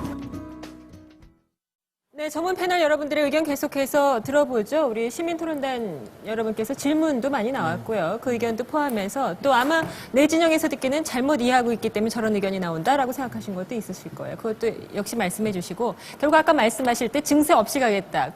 그러나 이제 반대하는 쪽에서 그게 가능하겠느냐 이런 말이거든요. 그 얘기부터 먼저 해주시죠. 요전에 지금 현재 논의가 네. 2년 전에 무상급식 논쟁을 시작한 장본인 중에 한 사람이 전데요. 그 당시에 이야기하고 좀 똑같이 흘러가고 있어요. 재원이 부족하다, 좌파 정책이다, 포퓰리즘 정책이다. 이 논리가 지금 무상복지에 그대로 지금 적용을 하고 있습니다. 유감이고요. 무상급식, 제가 제 지역구 경기도 오산인데요. 올해부터 초등학교 전학년에 서 무상급식 실시합니다. 학교 잘 돌아갑니다. 교육의 질 전혀 떨어지지 않았습니다. 그런 건 저 핑계고요. 글쎄 현재 재원을 말씀을 하시는데요. 저희들이 지금 무상급식에 연간 1조 원, 무상의료에 연간 8조 원, 무상보육에 5년간 4조, 반값 등록금에 연간 3조 2천억 원, 총 16조 4천억 원 정도를 지금 추정을 하고 있습니다. 이 재원을 그럼 어떻게 마련할 것인가? 아까 제가 말씀드렸듯이 정세는 하지 않는 걸 기본적으로 원칙으로 할 경우에 일단 지금 이명박 정부가 과감하게 추진했던 부자 감세 철회를 저희들은 하려고 합니다. 여기서 4조 그리고 자연적 세수 증가에서 약 6조 이상을 추가로 확보할 수 있고 등등 해서 나름대로의 지금 19조에 가까운 이 재원을 지금 저희들이 마련하려고 합니다. 물론 이 재원에 관련돼 가지고 저희들이 아직까지 완결된 그런 입장이 아니에요. 이것은 일정 부분 미비한 부분도 있다고 인정을 하지만 이 부분을 가지고 그렇다고 해가지고 보편적 복지, 무상복지를 무조건 반대할 것이 아니라 이 그 재원을 어떻게 마련할 것인지 거기에 대한 좀 고민을 맡았으면 좋겠어요. 단 4대강 개발하는 이런 식의 개발 논리 가지고는 이런 패러다임 가지고는 무상복지에 대한 재원을 마련할 수가 없을 것입니다. 예, 보편적 알겠습니다. 복지라는 그런 예. 패러다임 하에서 지금 이 문제를 풀면은 저는 풀 수 있다고 봅니다. 안민성님 말씀하신 거는 예를 들어서 그 의료 복지의 8조, 한나라당에서는 38조라고 얘기하시는 거 아니에요? 그러니까 지금 각 복지나 보육에서 드는 비용 이런 거를 일일이 이 시간 정해진 내에 다 저희가 비교해 볼 수도 없는 거고요. 결국 이제 말씀하실 때 이것이 타당한 것이냐 아니냐 우선 근본적인 틀, 지금 논쟁의 틀, 우리 논쟁의 프레임이 맞는 것이냐 이 얘기를 좀 더 하셔야 될 것 같아요. 우선 민주당이 사실 이게 급조돼서 나온 거예요. 사실 지금 저는 지금 민주당이 지금 반값 등록금까지 민주당도 반값 등록금이라고 얘기해요. 반값 등록금이라고. 이명박 대통령 반값 등록금 한다 그래놓고 반값으로 못 낮췄잖아고 얘기하는데 민주당 공약도 이렇게 보면은 등록금을 반으로 낮추는 게 아니에요. 그 소득 5분위까지 차등해서 지원하는 거예요. 근데 그걸 가지고 그러면은 이명박 대통령 그렇게 욕하면서 똑같은 반값 등록금 아닌 정책을 얘기를 하는데 그건 차치하고요. 지금 제가 다른 재원들은 사실상 자신이 없어요. 의료비 같은 경우도 지금 현재 민주당은 지금 현재 환자 수 대비해서 요율을 계산해서 8조라고 계산하셨는데 실제로는 의료비 같은 경우는 싸지면요. 돈이 안 들면 훨씬 더 많이 가죠. 이 경험적으로 된 거예요. 2006년도, 2007년도 노무현 대통령 정부 때 만 5세 미만에 대해서 입원료 무료로 해주셨죠. 그런데 2005년에 비해서 2006년도 환자 수가 11.7% 급등했어요. 2년도 못 가서 그 정책 폐기한 게 바로 노무현 정부예요. 그러면은 당연히 공짜로 병원 갈 수 있고 공짜로 다 비싼 거 찍을 수 있으면은 여러 번 가서 환자 수가 늘어날 거라고요. 그걸 지금 전문가들이 계산할 때 지금 현재 그렇게 무상으로 가면은 한 30조 든다 그러는데 저는 그 분야는 전문가가 아니라 자신이 없는데요. 우리가 늘 얘기하던 무상급식과 관련해서 안민석 의원께서 초중학교 무상급식 하는데 1조 더 추가로 든다 그랬죠. 그러면 지금 얼마인지 아세요? 무상급식 지금까지 드는 비용이? 지금 하고 있는 비용이 11.6% 하는데 얼마 드냐면 3,075억 들고 있잖아요. 그럼 1조 더 추가하면은 1조 3,075억 가지고 초중학교 무상급식 하겠다는데 그렇게 되면은 초중학교 우리 학생들 숫자가 몇 명인지 알아요? 우리나라가 54만 명이에요. 그리고 160일 준다 그러면 급식 단가 얼마인지 계산해 보셨어요? 1조 3천억 가지고 무상급식 하겠다 그러면요. 그 계산해 보세요. 1,500원도 안 돼요. 급식 한 끼당. 어떻게 한 끼당 1,500원 가지고 무상급식, 그런 애들 부실급식 하려고 무상급식 하는 거예요? 말이 안 되는 거예요, 예, 그게. 알겠습니다. 저희가 무상급식 하나 갖고. 근데 무상급식 재원 하나만 가지고도 이 재원이, 이거는 재원을 많이 늘려놓으면 어차피 세금으로 들어갈 거다. 그러니까 계속해서 국민들 속이는 재원한 거예요. 지금 1조 가지고 무상급식 할 수 있어요? 예, 그만하시죠. 잠시만요. 그것만요. 1조 가지고 초중학교 무상급식 할 수 있습니까? 자, 말씀드리겠습니다. 예, 그것만 할 수 있습니까? 그것만 얘기해 보세요. 그것만 대답하시면 제가 다른 걸 지금 말씀하시는 것은 우리는 지금 무상급식을 함에 있어가지고 중앙정부 재원, 그리고 교육청 재원, 그 다음에 지자체 재원, 3분의 1씩을 지금 이야기를 하고 있는 거예요. 권영진 의원님께서는 전액 국가에서 다 지급하는 것이라고 지금 전제하시는데 아니, 지금 무상급식 하는데 1조라 그랬잖아요. 말씀 들어보세요. 경기도만 하더라도 올해 초등학교 전체 몇 프로 하고 있는지 아세요? 70% 경기도 아이들이 초등학교에서 무상급식 다 실시합니다. 근데 여기에는 경기도와 지자체 예산만이 있는 거예요. 경기도 돈은 김문수 의원이 내놓는 겁니까? 안민석 의원이 내놓는 겁니까? 경기도 돈이나 그건 국민들이 내놓는 것이죠. 다 세금이죠. 똑같은 거예요. 그러면 재원을 그럼 1조란 건 국비만 1조란 거예요? 잠시만요. 아니 그 말씀 두 분 다 그만하시고요. 답답해서. 지금 올해는 되고 있다 안 되고 있다가 중요한 초점은 아니잖아요. 복지 정책 전반이 지금뿐만 아니라 앞으로도 문제지 않습니까? 예를 들면 우리가 4대강 하지 말고 뭐 이런 거 저런 거 줄이면 학생들에 대해서 지금은 부모들이 밥을 해 먹일 수 없는 아이들에게만 무상급식이지만 그 아이들이 자기는 부모가 할 수 없어서 자기만 혜택을 받는다는 것이 미안스러움으로 또는 굴욕감으로 작용하므로 아예 밥을 다 주자. 가능하죠. 예를 들어서 이것저것 몇 개 줄이면 가능할 겁니다. 그런데 지금 이제 무상급식으로 재미를 좀 봤죠. 그래서 무상의료, 무상주택 이렇게 이제 나가는 시리즈가 지금 나오고 있는데요. 그래서 지금 16조도 하는 계산은 아마 민주당 스스로도 굉장히 낯뜨거운 계산이라는 것은 며칠 전에 의원총회에서 다 드러났죠. 지금 세계잉여금을 조금 줄이고 세계잉여금이 1조 6천 얼마씩 나오는데 세계잉여금 줄이면 공무원 임금 동결해야 되죠. 지금 세계잉여금 가지고 공무원 임금 조금씩 올려주고 있거든요. 감세 정책을 처리하면 우리나라가 세계에서 세금이 가장 비싼 나라가 됩니다. 세금이 가장 비싸지면 어떤 결과가 초래될지는 잘 아시죠? 조세감면 축소를 줄이게 되면 또는 근보개혁을 해서 4조 얼마, 근보개혁 되었나요? 노무현 정부 때는 뭐 했죠? 왜 개혁이 안 되죠? 이유가 있을 겁니다. 안 되는 걸 하겠다고 지금 계속 써놓고 있는 겁니다. 그래서 민주당의 경제에 대해서 좀 아는 어떤 분의 얘기는 간단한 방법이 있다. 부가세율이 지금 10%인데 가능한 유일한 방법은 지금 세금을 이런 무상의료 시리즈를 다 하려 그러면 필요한 재원이 엄청나게 될 텐데 간단한 유일한 간단하면서도 그 하나밖에 할 수 없는 다른 건 실질적으로 손댈 수 없습니다. 유일한 방법은 부가세율을 10%에서 20%로 늘리는 것이다. 좋습니다. 오케이. 우리 부가세를 10% 내던 걸 20%를 냅시다. 어떤 결과가 올까요? 배추값이 얼마나 될까요? 우리가 먹는 식어료가 얼마나 될까요? 우리가 사 입는 옷값은 어떻게 될까요? 부가세 지금 10% 내는 것만으로도 자영업자들이 죽겠다고 아우성이잖아요.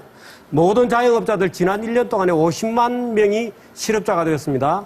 자영업하는 분들이 10% 세금을 내는데도 20% 세금을 내보십시오. 어떻게 되겠어요? 그래서 안 된다는 겁니다, 이게. 누가 이타심이 없어서, 누가 가난한 자에 대한 배려심이 없어서, 누가 학생들이 다 똑같이 먹자. 가난한 아이만 무상해 주지 말고 가난한 아이 무상해 주면 편하니까 다 같이 먹이자. 누가 그 말이 나빠서 싫어하는 게 아니죠. 예를 들어서 세금, 결국 이 세금 거두려면 부가세 10%를 20%로 높여야 됩니다. 그래서 유럽 국가들이 복지국가 한답시고 세금 다 높여서 부가세율 20%, 25% 됐죠. 그 결과가 지금 국가부동하고 엉망진창이 되어 있는 겁니다. 부가세율 25%, 실업률 25%입니다. 우리나라 지금 실업률 뭐 여러 가지 통계는 문제는 많지만 그 나라 3분의 1밖에 안 돼요. 청년 실업률 그 나라 다 우리나라 2배 이상이죠. 결국에는 부가세밖에 손댈 게 없는 겁니다. 기술적으로. 예를 들어서 이런저런 세금들 줄이고 부유세 만들어진다고 생각하세요? 부유세 만들어 지본들 부유세가 얼마나 많은 세금을 더 거둘 거라고 생각하십니까? 상속세를 대폭으로 올리자. 오케이. 그건 소수의 부자들이니까. 상속세 올려서 세수가 단 1%라도 늘어난다고 생각하십니까? 부자들이 그렇게 간단하지 않습니다. 모든 세계에서 상속세를 아무리 높여도 전체 세수의 1%밖에 더 못 걷습니다. 다 이유가 있습니다. 세금이라는 게 그렇게 쉽게 걷어지지 않고 돈 많은 자영업자들, 변호사들, 회계사들 돈 더 걷으면 될 거 아니냐. 저도 늘 그렇게 주장을 하죠. 근데 예를 들어서 세계사 회계사 세금 더 거두려면 돈 얼마나 드는지 아세요? 그 사람들로부터 1,000만 원 세금 더 거두려면 그 사람들 재산 조사 다 해야 되죠. 들어가는 돈이 900만 원입니다. 예. 그래서 안 되는 겁니다, 이게. 다 이유가 있습니다. 무상복지가 왜 안 되는 이유에 대해서 지금 총론적으로 다 지적하신 거예요. 반론하시죠. 지금 네. 쭉 말씀 잘 들었습니다. 근데 결국에는 이제 드러났어요. 이게 패러다임의 문제입니다. 우리가 4대강에 22조를 쏟아붓지 않습니까? 실질적으로 30조가 지금 소요될 거라고 보는데요. 이 무모하게 밀어제끼는 저는 이명박 대통령께서 다른 건 몰라도 추진력 하나는 저는 인정합니다. 이 무모한 추진력, 그런 추진력, 토건족의 패러다임, 이 추진력, 그 패러다임으로 저희들은 사람 중심의 패러다임을 가지고 정말 국민과 함께 이것을 강력하게 추진할 수 있다고 저는 생각합니다. 저희 이명박 대통령이나 한나라당, 민주당, 야당, 여당 싸우는 얘기는 그만하시고요. 그 인간 중심의 패러다임 너무 추상적이잖아요. 인간 중심 다 좋죠. 근데 패러다임이 추상적이니까 아까 지적하신 문제에 대한 반론을 좀 해주시죠. 답이 없죠. 왜 안 답이 되는, 있을 수 없습니다. 그게 안 되니까 왜 안 되는 저런 패러다임에서는 아니 그러니까 패러다임 바꾸자는 거 아니에요. 세금 더 내자. 풀 수가 없어요. 아니 답이 없죠. 도저히 풀 수가 없다고요? 저런 패러다임, 토건족의 그런 패러다임. 아니 내가 무슨 토건족 개발 중심의 패러다임이에요. 패러다임. 기존에 우리나라가 가지고 있던 이런 국가 정책의 패러다임에서는 이런 제도를 도저히 마련할 수가 없죠. 그러면은 정규재님이 말씀하신 것이 토건족의 패러다임이기 때문에 설명이 안 이게 된다. 무슨 토건족의 패러다임이에요. 예를 들어 지금 4대강 얘기하시는데요. 4대강 사업은 한 번 하면 끝나는 겁니다. 또 저는 4대강에 대해서 전문적인 지식이 전혀 없지만 4대강 사업이 장차 어떤 결과를 가져올지는 두고 봐야 되겠죠. 4대강 사업 연변에 좋은 아마 저는 기대컨대는 서울에서 부산까지 자전거 타고 가고 예를 들어서 그 천변에 많은 좋은 문화적 시설들이 들어서기 때문에 장차 상당한 효과도 있을 것이라고 기대를 지금 하죠. 4대강 이야기하는 거 아니지 않습니까? 그러니까요. 그러나 예를 들어 4대강 예산은 한 번 쓰면 그만이죠. 그거 오케이 안 해도 좋다고 결정할 수 있어요. 국민적으로 그거 안 해도 좋다. 그 돈 가지고 써봤자 한 1년 닦아 쓰면 그만이죠. 그 다음에 또 4대강 예산이 어디서 나올 거 있어요. 결국에는 이런 예산 줄여야 됩니다. 어떤 예산 줄이느냐면요. 국가 연구개발 프로젝트 줄여야 되죠. 통일 비용 전혀 축적하지 못합니다. 국가 과학기술 개발 예산 줄여야 되죠. 앞으로 우리가 먹고 살 수 있는 먹거리를 위해서 장차 여기에 앉아있는 젊은 세대들이 무슨 산업을 해서 먹고 살 것인지에 대한 다양한 사업들 다 줄여야 됩니다. 결국에는 그냥 우리가 이때까지 벌어먹고 이때까지 축적해놓은 것 오늘 우리 빚잔치하고 끝내자 하는 논리밖에 안 되죠. 장래를 위해서 우리가 무엇을 먹고 살 것인가, 국가가 장기적으로 영속 가능하기 위해서 우리가 무엇을 해야 될 것인지에 대한 투자 우선순위들을 줄이는 외에는 방법이 알겠습니다. 없죠. 이제 이상희님 발로 듣고 계속하시죠. 이거 네. 저 토론 굉장히 편파적으로 지금 시간 배정을 하고 있어서 굉장히 지금 제가 당황스러운데요. 지금 우리 정규재님 말씀하신 거에 대해서 저는 하나 제가 동의하는 게 없습니다. 사실관계부터 하나하나 다 틀리고요. 중간에 제가 보십시오. 지금까지 정확히 말씀하셨으니까 제가 좀 주장은 틀릴지 몰라도 사실관계도 다 틀리죠. 얘기한 게 없습니다. 지금 보십시오. 들어보십시오. 지금 기본적으로 우리가 국가의 미래를 지금 다 같이 고민하는 거 아니겠습니까? 우리가 앞으로 성장을 하면서 동시에 온 국민이 행복하게 살 수 있도록 하는 패러다임을 짜가는 것이 어떤 것이 좋으냐. 그러면 기존에 우리 대한민국이 이대로 지금 방식대로 성장을 해가는 것이 좋고 이대로 자녀적 복지, 선별적 복지, 아주 시장에서 탈락한 가난한 사람들에게만 일부 복지를 주는 이 야만적인 상태를 계속 가져가는 게 좋으냐. 아니면 이것을 바꾸자. 그래서 기본적으로 성장과 복지를 한꺼번에 패키지로 같이 가져가는 선진국형의 그 국가 발전 모델로 가져갈 거냐. 다시 말해서 신자유주의 양극화 성장 모델로 계속 갈 거냐, 아니면 우리가 복지국가로 이제는 우리도 가기 위해서 최선을 다해서 중지를 모아볼 거냐. 저는 지금 그 패러다임의 문제가 제기되고 있는 것이기 때문에 지금 우리 한국 사회에서 벌어지고 있는 보편적 복지 논쟁, 보편적 복지 국가 논쟁은 굉장히 유익한 거고 국민들 입장에서는 무조건 도움이 되는 거다, 이렇게 봅니다. 과거에 여야간에 제 얘기를 좀 들어보세요. 지금 이야기 하잖아요. 주장이 다른 것을 사실을 제게도 충분하게 이야기할 시간을 주시고 그 다음에 이제 제가 사실이 다르다고 얘기하셨죠. 어떤 사실이 달랐는지 얘기하세요. 지금 제가 이야기를 하는데 이야기를 중간에 주장이 다르잖아요. 두 분 잠시만요.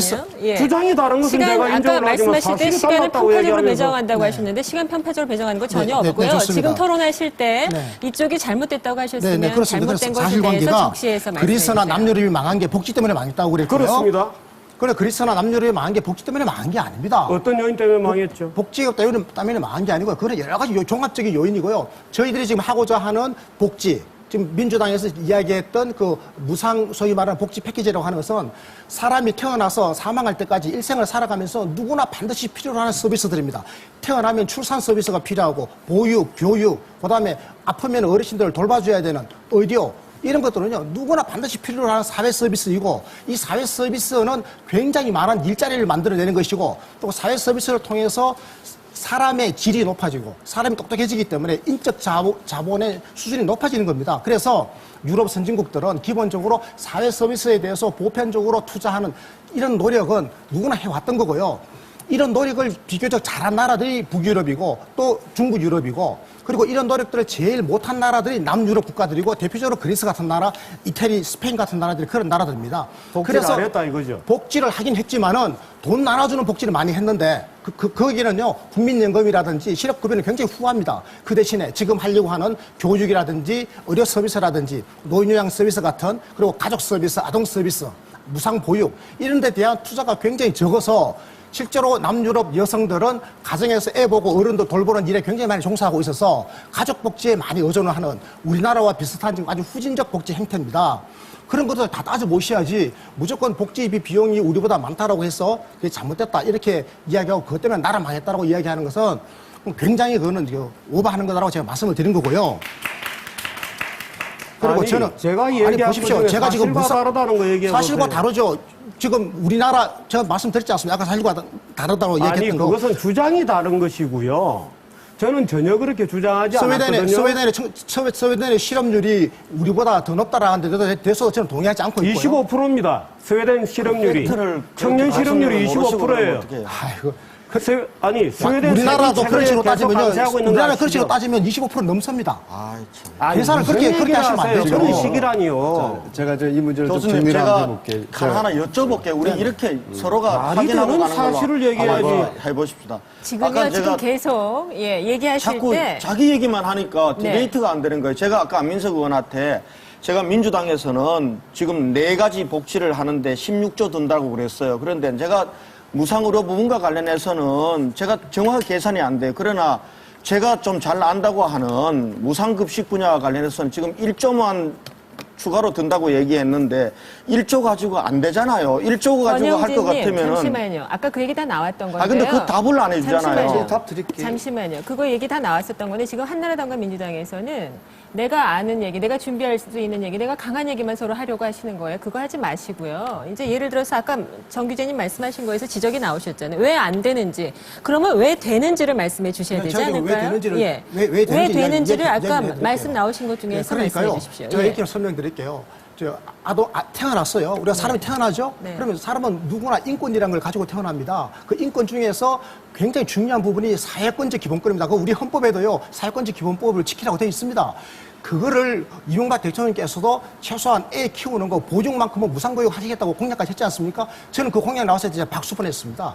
그리고요, 보육뿐만 아니라 교육이라든지 의료라든지 이런 사회 서비스는 인간으로서 기본적인 인권에 해당되는 건데. 그러니까 그런 잠깐만요. 설명이나 원론적인 얘기 말고요. 왜 안 되고 왜 되는지 구체적인 얘기를 좀 해주시죠. 된다는 이야기를 하는 거죠. 아니 우리가 지금 여기 토론할 때요 앉아가지고 네. 누가 이타심이 많나 누가 자비심이 이타심이 많나 아니고 저는 그걸 하기 위해서는 세금을 내야 된다고 이야기하는 겁니다. 지금. 이런 얘기를 하는 건 지금 아까 아니잖아요. 제가 말씀드렸잖아요. 공짜라고 하는 거 말씀하셨을 때 저는 세상에 공짜가 없다는데 제가 동의했고요. 그리고 무상이라고 하는 것은 공짜로 그냥 누르는 것이 아니고 평소 때 세금을 내는 거다라고 이야기했고 그 세금은 부자는 많이 내는 겁니다. 제가 말씀드린 세금은 똑같이 내는 부가가치세가 아니고 예. 무진적이고 연대적인 세금이기 때문에 부자나 대기업 특히 상위 10%쯤에 해당되는 고자산가 우리나라 부자들 세금 정말 안 내고 있거든요. 우리 대기업들 돈 벌더라도 세금 정말 적게 내고 있습니다. 그래서 부자나 대기업들이 지금보다 세금을 더 내야 되는 겁니다. 그래서 저는 무진적이고도 사회 연대적인 정세를 통해서 재원을 마련하고 이 재원으로 우리 국가 시스템이 기본적으로 유지되는 데 필요한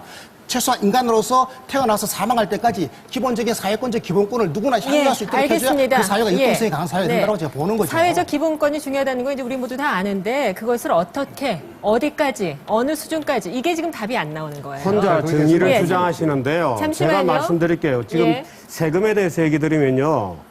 우리나라 기업들이 내는 법인세, 특히 대기업들이 내는 법인세 비중을 잘 모르시는 모양이고요. 아, 잘합니다. 부자들이 세금을 안 낸다 그러는데요. 부자들이 예? 세금 제일 적게 내죠. 부자들이 어떻게 세금을 적게 우리나라 냅니까? 부자들 한번 볼까요? 우리나라 부자들이 지금 근로자들 가지고 있는 중에요. 자산에 대한 세금을 우리나라 부자들만큼 적게 내는 나라가 어디 있습니까? 우리나라 자산 보유세 우리나라 전체 0.6% 세금 내고 중에 있죠. 근로자의 절반이 세금 안 내는 거 아시죠? 알고 있죠. 예. 맞습니다. 근로자의 절반 세금 안 내고 있죠. 누가 세금을 적게 냅니까? 근로자의 절반은 세금 낼래도 만일에 낼 게 없어서 부자들이 세금을 안 내면요. 월급을 직거래만큼 주니까 낼 게 없어서 못 내는 겁니다. 안 부자들이 내는 게 세금을 안 내면 잠시만요. 부자들이 네. 세금을 안 네. 내면 사회가 양극화되어 있다는 걸 인정하셔야 국세청에 돼요. 가서 얘기하세요. 정 국세청에 기자님. 가서 세금 안 내는 예. 자들을 포탈하라고 돈이 얘기하세요. 없어서 못 낸다니까요. 이분들 지금. 마이크 그리고 끄셔야 될 부자들은 것 같네요. 예, 잠시만요. 지금 그렇게 강론으로 들어가서 토론을 하시기, 내 주장만 하시다 보면은, 아까 이상희 님이 말씀하셨거든요. 그 정치권에서 싸운 것처럼 이렇게 할 거냐. 근데 좀 더한 상황이 여기 벌어지면 안 되지 않을까요? 예. 그래서 저희가 좀 정리 좀 하시고요. 시민토론단 여러분의 질문 간단히 해주세요. 예. 질문을 간단히 해주십사 하는 것은 의견 발표가 아니라 궁금한 점, 예. 네, 제가 이명박 대선 때 공약을 봤는데 그때 무상보육이 나왔어요. 4세에서 6세까지 무상으로 해주겠다. 그때 그럼 어떻게 세금을 마련하려고 하셨는지 궁금하고요. 왜 지금에서야 그것이 망국적 포퓰리즘인지 궁금합니다. 네, 답변해 어느 분 주세요. 답변하시겠어요? 제가 답변 드릴게요. 17대 대통령 선거 공약을 보니까요. 제가 그때 당시에 대통령 선거의 공약에 참여하지 않았고 저는 서울시 부시장을 하던 시절이어서 그 민주당에서 그 얘기를 주장하시길래 참 보니까 이렇게 돼 있어요. 대선 공약 자료집에 보니까 2012년까지 0세부터 5세까지 모든 영유아를 대상으로 보육시설 이용 금액을 지원하겠습니다. 이렇게 돼 있어요. 이렇게 돼 있는데 이 부분과 관련해서는 제가 볼 때는 이 공약도 반값 등록금 공약처럼 한나라당이 공약한 거지만 정확한 저는 공약은 아니라고 봅니다. 우선 지금 제가 공약집을 만들고 하라면 이렇게 안 해요. 0세에서 5세까지 그리고 그 이후에 정책 담당자들한테 물어보니까 0세에서 5세까지 무상으로 다 하겠다라는 게 아니라는 거예요. 차등해서 지원하겠다라는 거고 그런 얘기였고 지금 보육은요. 소득계층 70%까지는 올해 소득계층 70%까지는 정부 단가 기준으로는 100% 지원을 해주고 있어요. 올해 70%까지는. 다만 70% 소득 수준 70% 이상 그러니까 80% 90% 100% 부자 아이들에게까지도 이 보육비를 무상으로 지원할 거냐 안 거냐는 굉장히 논쟁적인 건데요. 오히려 이 예산이 있다면은 오히려 더 어려운 소득 70%면 어느 수준이냐 하면 월 소득 기준으로 450만 원 받는 사람 그리고 맞벌이 부부 같은 경우는 월 600만 원 소득까지는 정부 단가 기준으로 지금 무상보육을 올해부터 합니다. 이게 편성이 돼 있어요. 그런데 저는 70% 이상까지 그러면은 또 교수님처럼 그럼 이거는 뭐 기본이기 때문에 다 해줘야 되느냐. 저는 지금 우리 재정 상황으로는 그렇게까지는 할 필요가 없지 않느냐 이런 생각이고요. 그러면 지금 답변하실 때 소득 하위 70%까지는 우리 국가 재정이 뒷받침할 수 있는 거라고 생각하시는 지금 하고 거예요? 있죠. 아니 하고 있는 게 문제가 아니죠. 앞으로 누적될 거 아니에요. 예. 가능하다고 보시는 건가요? 예, 예. 근데 민주당처럼 더 한다는 건 문제가 있다 이런 답변이신가요? 답변을 들은 것으로 하겠습니다. 예, 질문 이쪽에서 한번 해주시겠습니까? 네. 예, 저와 같은 경우는 어느 분께 질문하시겠어요? 여기 예. 민주당 위원님께 예, 저와 같은 경우는 이제 그 복지에 대해서 좀 의문이 많은데요. 일단 무상 복지 이게 시행되면 굉장히 좋을 것 같기는 합니다. 하지만 이 복지가 만약 시행된다면 의료, 급식 그리고 뭐 육아 이런 보육 모든 문제에 질적인 측면이 많이 떨어질 거라는 생각이 듭니다. 가령 기침이 난다고 해도 이제 의료 비용이 들지 않으면 당연히 병원에 찾게 될 텐데 이러한 사람들이 많아지다 보면 당연히 의료의 질이 굉장히 떨어질 것입니다. 네. 이런 문제 어떻게 하실지. 지금도 많이 얘기 되잖아요. 의료 쇼핑을 해서 의료 과소비에 대해서도 얘기 많이 되고요. 일맥타당성이 있는데요. 무상급식 한다고 해서 급식질 떨어지지 않고요. 아이들이 더 맛있게 먹고 있는데 의료에 대한 질문하셨으니까 의료 의료 같은 말씀해 경우에 주시죠. 제가 예. 이제 이렇게 쉽게 한 말씀 드려볼게요. 그 무상의료가 왜 필요하냐? 제가 지금 연초에 노인정을 돌고 있어요. 노인분들이 가장 절실한 의료 지원 사항이 뭐냐 그러면 틀니입니다. 이 틀니 좀 보험급여에 해당될 수 있도록 예. 좀 해달라는 겁니다. 그게 좀 안 되고 있어요. 틀니 우리 노인들을 위해 가지고 어르신들을 위해 가지고 국가 지원해 줄 수 있는 것이죠. 이 법안이 지금 올라가 있어요. 근데 아까 제가 자꾸 말씀드리는 게 패러다임에서 충돌이 됩니다. 이거 안 된다는 겁니다. 여당에서. 또 지금 말이에요. 또 다른 법안이 있습니다. 백혈병 아이들. 제가 백혈병 아이들 돕는 일을 좀 하고 있는데요. 백혈병 아이들 가정형편이 어려가지고 그냥 죽어가는 아이들이 있어요. 이런 아이들 국가에서 지원해 하자는 겁니다. 이 법안 1년 반 동안 지금 처리 안 되고 있어요. 왜? 패러다임에 충돌이 있는 것입니다.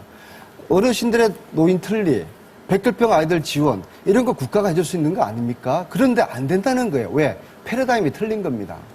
그래서 이 문제는 패러다임의 문제를 기본적으로 충돌하고 있는 문제인데요.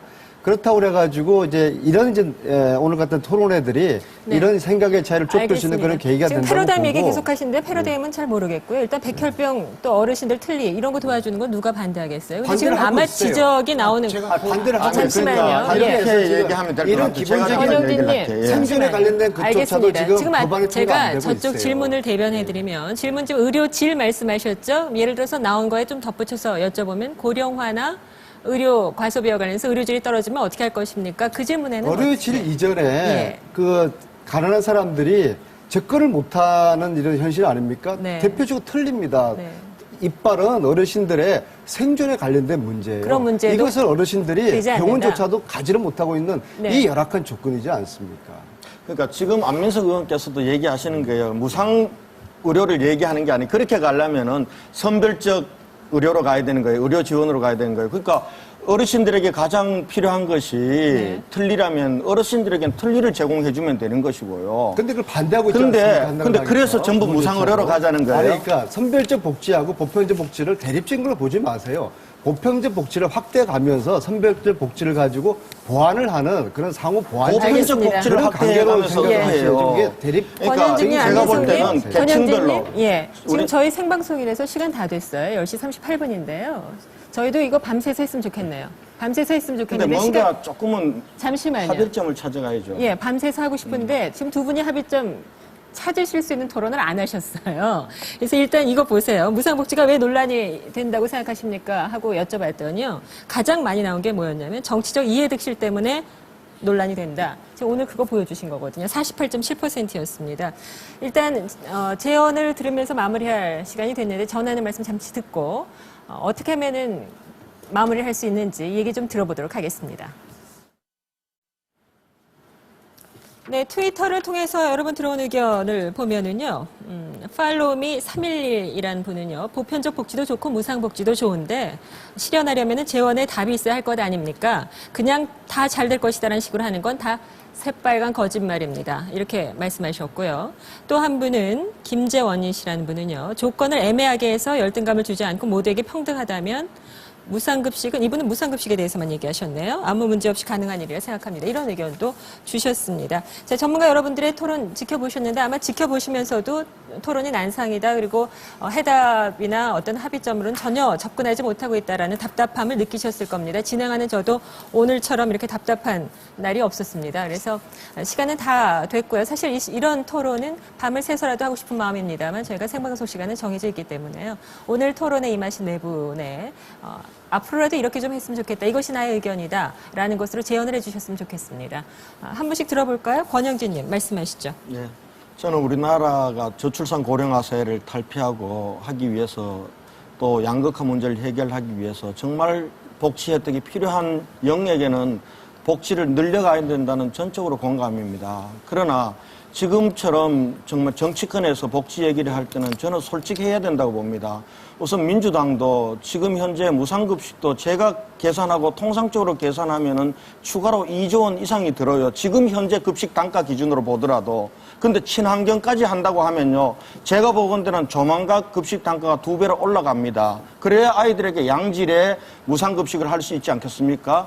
그리고 의료비 문제도 실제로 이거보다 훨씬 많이 들어요. 그러면은 정확하게 무상의료, 무상복지, 무상급식을, 보육, 무상급식을 하기 위해서는 이 정도 드는데 이걸 가지고 재원 조달 계획을 구체적으로 만들어야 돼요. 지금 아까도 말씀드렸지만 자꾸 4대강 얘기하는데 아까 우리 말씀 잘했듯이 4대강 예산 해가지고 지금 현재 복지비 1년 쓰고 나면 없어져요. 그 다음에는 뭘로 할 거냐? 세금 더 거둘 수밖에 없는 거예요. 그래서 국민 여러분, 우리가 무상복지 시대를 가기 위해서 세금 여러분들 더 내야 되지 않겠습니까? 이만큼. 아니면은 건강보험료 우리 지금 셀리멘트 2배 정도는 내고 전 국민이 무상의료로 가야 되지 않겠습니까? 이렇게 해놓고 국민의 선택을 요구를 해야 돼요. 마치 하나도 안 될 것처럼. 그리고 드는 예산들도 본인들 스스로도 줄이는 거예요. 그리고 저는 이랬으면 좋겠어요. 이거 한번 검토해 보세요. 지금 저희들이 재정을 투여해서 복지 기반을 늘릴 수 있는 것도 있지만은 제도를 통해서 할 수 있는 것도 있어요. 대표적으로 무상급식을 할 때 얘기하는 것들이 줄여주시죠. 아이들이 상처를 입는다는 거예요. 그래서 상처 입지 않도록 제도로서 할 수가 있어요. 지금 국회에 법이 계류가 되어 있습니다. 지금은 알겠습니다. 지금은 아이들이 학부모로부터 급식비, 그다음에 방과 후 학교 수강권 등등 4대 교육 지원비를 스스로 적어서 학교 내게 돼 있어요. 그런데 지금 우리가 갖고 있는 교육 행정 안전 시스템하고 그리고 사회복지 시스템을 연계를 하면요. 학생들이 전혀 모르고 제도적으로 다 할 수 있어요. 그렇게 되면은 적어도 기초생활수급 대상자들, 그리고 농어촌 학교 전체, 그리고 차상위 계층, 갑자기 위기 가정이 돼서 급식비 부담이 되는 가정까지만 지원을 해줘도요. 그렇게 하고 나머지 재원을 가지고는 지금 교육에 쓸 데가 너무 많습니다. 지금 초등학교 3학년 지금 무상급식 하기 위해서요. 서울시 같은 경우만 해도 지금 학교 시설 투자해야 되는 비용들요. 예, 이게 지금 1,800억이나 원래 줄어들었어요. 써야 될 돈들이 너무 많은데 왜 이렇게 제도로 해결할 수 있는 걸 가지고 돈을 퍼부어서 이렇게 해결하려고 하는지 저는 이해가 안 가는 거예요. 정리하시면 그런 선택적 면에서 복지로 가야 된다는 말씀이시죠? 네, 거기까지만 하시죠. 예, 안민석님. 무상급식, 무상보육, 무상의료, 반값 등록금 아마 반대하실 국민들은 없을 겁니다. 근데 결국에는 재원 조달의 문제고 이것을 어떻게 할 것인지 범위와 폭에 대해 가지고 지속적인 좀 논의를 차분하게 했으면 좋겠고요. 역시 실시 순위를 어떻게 할 것인가 이거 역시도 좀 세심하게 챙겨야 될 것 같습니다. 그리고 결국에는 재원의 문제는 의지와 패러다임의 문제입니다. 한나라당 측에서 무상급식을 반대하면서 포퓰리즘 좌파 정책 이야기를 하면서 반대했다가 나중에는 그게 아니라 재원의 문제다라고 이야기했는데 재원의 문제가 아니라는 게 판명되지 않았습니까? 지난번 국회 예산심의에서 단 한 푼도 반영하지 않았습니다. 재원의 문제라면은 1,000억이든 2,000억이든 100억이든 200억이든 반영해 주셔야 되는 것이죠. 의지와 패러다임 문제라고 보고요. 지금처럼 토건적 중심의 패러다임에서는 이 문제 풀 수 없다고 봅니다. 사람 중심의 복지 패러다임 전환이 필요하다고 보고요. 저는 오늘 이 복지 논쟁은 상당히 생산적 담론이라고 저는 믿고 있습니다. 알겠습니다. 이 담론을 지속적으로 진행되길 바라고 이 논의 자체를 긍정적으로 평가하고 있습니다. 앞으로 알겠습니다. 근데 사회적 정치권에서 협약이 들었던 필요할 것 얘기 계속 같습니다. 많이 나온 건 좀 아쉽네요. 예, 정 교수님 말씀하시죠. 사실 이 보편적 복지, 보편적 무상복지라는 정책이 들어가게 되면 진짜 복지가 필요한 분들에 대한 지원이 필연적으로 줄어들게 됩니다. 왜? 중산층들까지 나도 공짜로 해달라고 달려들게 되면 진짜 복지가 필요한 분들에 대한 복지가 줄어들게 되죠. 만일에 TV를 보시는 중산층 중에 무상복지를 찬성하는 분이 있다면 그분은 정말 양심불량입니다. 가난한 자들에게까지 갈 돈을 자기도 한 달에 끼어들자고 하는데 부진하지 않은 것이죠. 둘째는요. 문제는 이 복지가 잘못해서 병에 빠지면 아까 스웨덴 경우 얘기하시지만 그리스가 실패하고 포르투갈이 실패하고 대부분 남미 국가들이 실패하고 북유럽 국가들이 그나마 유지가 좀 되고 있는 이유는 다 있습니다만은 긴 얘기는 이미 시간이 다 됐고 결국에는 부가세 10%를 부가세율 20%로 끌어올리지 않으면 안 됩니다. 스웨덴 부가세율 25%이죠. 결국에는 부가세 10%를 부가세 20%로 올리는 과정에서 어떤 참담한 일이 벌어질지는 우리가 잘 알고 있을 테고 셋째는요. 국가 부채 가지고 복지하는 거는 여기 있는 젊은 세대들한테 외상지는 겁니다. 젊은 세대를 착취하는 거예요. 예, 알겠습니다. 그냥 늙은 세대는 열심히 일하고 끝나야지. 젊은 아이들 끝까지 미래 먹고 살 거 다 지금 땡겨서 착취하고 외상 끊고 있는 겁니다. 이 짓을 어떻게 용납을 할 수 있는지 저는 이해할 수 없습니다. 알겠습니다. 거기까지 듣겠습니다. 이상희님. 네, 저는 복지는 재원이 필요하다라고 하는 데 대해서 전적으로 동의하고요. 다만 부가세라고 하는 간접세를 인상하는 방안에 대해서는 저는 결코 동의한 적이 없고 우리가 앞으로 누진적 정세를 해야 되겠다. 자산이라든지 소득에 대해서 많이 버는 사람들이 세금을 더 내므로써 전체적으로 국가 재정 규모를 키워야 된다. 우리나라는 선진국에 비해서 국가 재정 규모가 반토막이 되든지 3분의 2 정도밖에 안 되기 때문에 우리는 국가 재정이 너무 적어서 국가가 국민들에게 복지를 거의 준 사례가 없어서 우리 국민들은 국가로부터 복지를 받아본 경험이 없습니다. 그래서 이제는 국민들 특히 중산층과 대부분의 서민들이 이제 복지를 필요로 하는 시대에 왔다라고 하는 말씀을 드리면서 동시에 기존의 선별적 복지 지금 한나라당과 정부가 주장하고 있는 선별적 복지는 오히려 지속 가능하지가 않다라고 하는 말씀을 제가 드리고 싶습니다. 특히 한나라당이 주장하는 70%의 선별적 복지는 그것은 실현 가능성이 제로입니다. 왜냐하면 세금을 내야 되는 사람들은 세금은 대부분이 우리 소득 상위 한 30% 사람들이 대부분 내고 있는데 그 사람들을 배제하고 그 사람들 보고 세금만 내라고 그러고 하위 70% 사람들에게 두터운 복지를 준다라고 하는 것은 논리적으로 성립되지 않는 겁니다. 그래서 보편적 복지를 함으로써 기본적인 우리 사회 서비스에 대해서는 우리가 인권적인 측면에서라도 그리고 그것이 사회 전체가 경제 성장을 위해서라도 사회 역동성을 위해서라도 함께 제도화하는 그런 방안이 저는 좋다고 보기 때문에 우리가 그것을 위해서 합리적으로 머리를 좀 짜봐야 되겠다 이런 생각을 하게 됩니다. 합리적으로 머리를 짜고 싶습니다. 저희도. 예. 근데 정말 들을수록 우리 유권자 여러분인 우리들이 생각을 좀 많이 하고 들여다보고 알고서 선택해야 되겠다는 생각이 더 많이 드셨을 거예요.